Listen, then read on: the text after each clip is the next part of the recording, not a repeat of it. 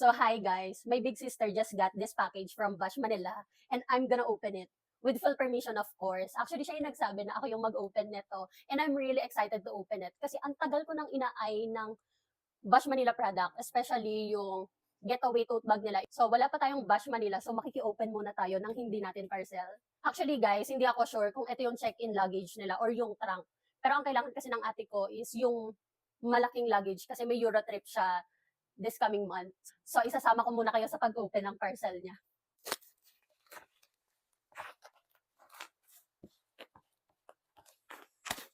Ang maganda dito, guys, hindi ko rin alam kung anong color nito. So, let's see. Ang kapal ng karton niya, guys. Before, ang mga nakikita ko lang is kung paano nila ina-unbox to. Ngayon, ako na yung nag-unbox. Hindi man sa akin, pero nakapag-unbox ako, di ba? Ate, ang ganda ng packaging ng Bash.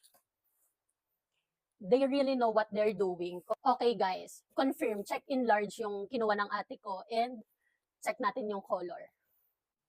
Just look at this box, guys. Ate girl, box pa lang to, pero namamangha na ako, no? Kung magkano yung costing ng box nila.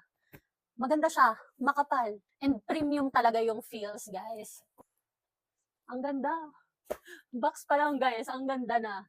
So, I'm really excited talaga, no, na ma-feel yung luggage ng Bash Manila. Actually, una kong nalaman yung Bash Manila nung may nasunog na bahay. Tapos yung Bash luggage niya, as in intact pa rin, alam mo yun, in good condition. Nasunog man siya, nainitan man siya. Pero, ate, doon ko siya unang na-discover. Open natin siya, no?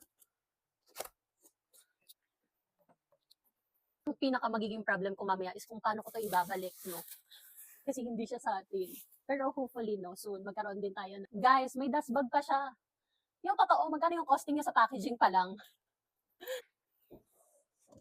Ate, ang bigat niya, ate. Wait lang. Alisin muna natin tong box dito kasi hirap na ako mga ate ko. Hindi nyo alam kung ano yung pinagdadaanan ko today, no? May nakalagay dito. Jack. Ano to? Bakit may jack? Ano yung jack? Oh my God, I'm excited na. Actually, hindi ko kasi alam kung ano yung color niya, no? Pero so far, ang pinakagusto ko yung light pink nila and yung light green. Basta yun. Pero kung ano man yung napiling color ng ate ko, wala naman akong magagawa kasi hindi naman siya sa akin, no?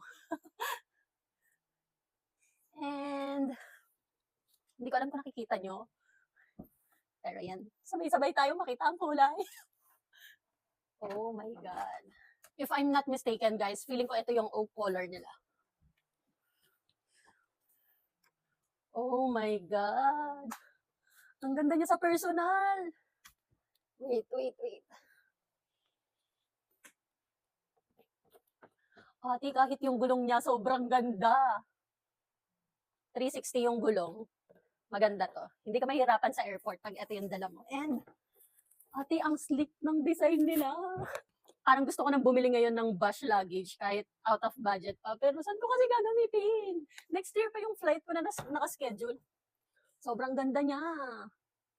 Sobrang slick ng design niya, guys. Parang kahit next year pa yung next travel ko. Parang gusto ko nang bumili. Kahit yung zipper niya. Ooh. If ever na may dala kang paper bag, pwede mo siyang isabit dito. Yan, dalawa siya. Wait lang guys, hindi ko alam kung paano yung open kasi yung malaking zipper is extender siya. Okay? Extender siya guys. Tignan natin yung handle. Actually, dito ako pinaka-excited kasi kahit gaano mo siya kataas na gusto or kung saan mo siya gustong mag-stop, magagamit mo siya, doon siya mag-stop. Ganun. Ang ganda! Oh my God, wait. Kailangan ma-open ko siya. Hindi ko alam kung paano siya ma-open. I-figure out ko lang guys, then I'll be back. Ang bobo ko, baba ko ng baba. I-up lang pala siya. Pero yan guys. Ooh!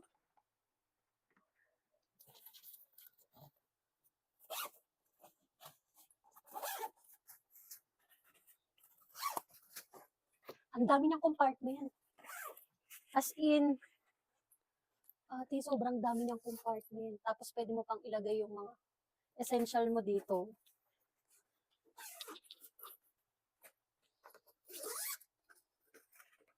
What is this? Gateway collection. Oh. Wow, para silang may ano dito, passport holder.